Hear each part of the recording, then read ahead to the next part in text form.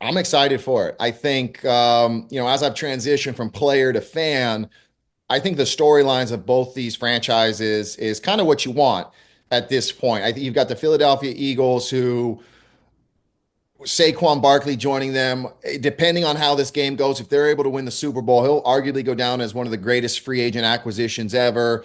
But the way their offensive line is playing, number one defense, going against the juggernaut Kansas City Chiefs, who are going for a three-peat, I think, the story of this game is fantastic. For me personally, I think on paper, when I look at Philadelphia, I think they should win, but I can't bet against the champion Kansas City Chiefs. So I'm going with Kansas City simply because of the it factor being Patrick Mahomes. But nonetheless, as a fan, I hope it's as close as the last time they played when I think it was a 3-point game at the end of the day. Everybody talks about the offenses, Saquon, obviously the quarterbacks, Mahomes going for history. But let's talk about defense. You're a defensive guy. Who do you give the edge in that matchup this weekend?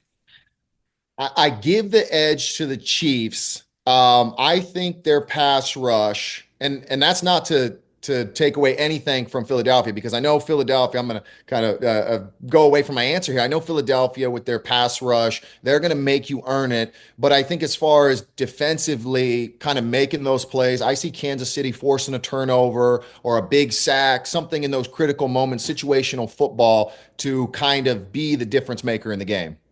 Away from the Super Bowl, I'm sure you get peppered with Aaron Rodgers questions. Deservingly so. You guys, great relationship, 10 years together.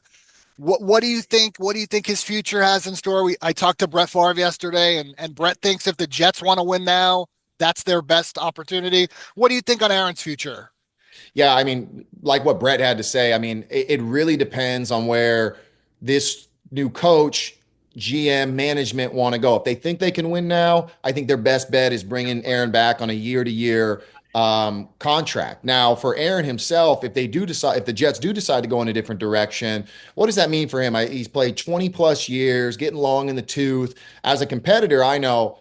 And I'm sure there's a part of him as well that wants to go out on top and just playing his best ball. And I know last year the Jets didn't do that. I'm sure he would say the same about his play. So to answer your question, I really don't know, but I think probably the best fit for him right now is with the Jets. When you watched him last year, it didn't start great, but it looked like it ended. He looked like Aaron again. He still has stuff left in the tank, right? Absolutely. I remember watching them in week one when they played the 49ers. I think they went down the opening drive for football fans out there, and they looked phenomenal, running the ball, passing the ball. But kind of the wheels fell off when you fire the head coach and you bring an interim and you're trading for parts in the middle of the season. So, like I said, I think if you're going to change the culture, but you want to win now, kind of keep those pieces in play, and just try and tighten up a little bit.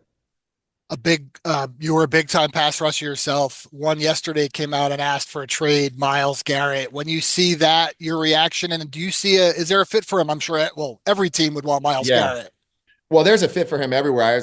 I made my wife listen to me for 15 minutes because I told her, like, I think this might be the first time in a long time, if ever, that an NFL athlete has kind of taken the power and said, hey, I want to move on. And I don't think there's been a negative thing said about Myles because of what he's been able to do on the field, what he has meant to the Cleveland community. He's been a consummate professional. And I think everybody's upset with the organization with, the Deshaun Watson trade and moving on from Amari Cooper, whatever that may mean as far as how competitive they've been.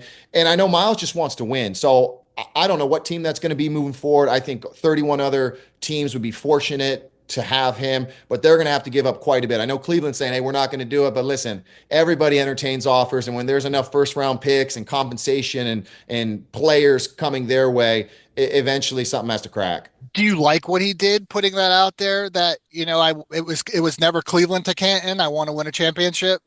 Well, like I said, I think you've got to do what's best for your career. And I think Myles has already cemented himself as one of the best defensive players in a long time. He'll be in the Hall of Fame. He's already done that. He's achieved every MVP, he's achieved every personal accolade. And it's time to achieve that team accolade. And he can help anybody who's on the cusp, who needs a pass rusher or who wants to partner him with another pass rusher to really wreak havoc.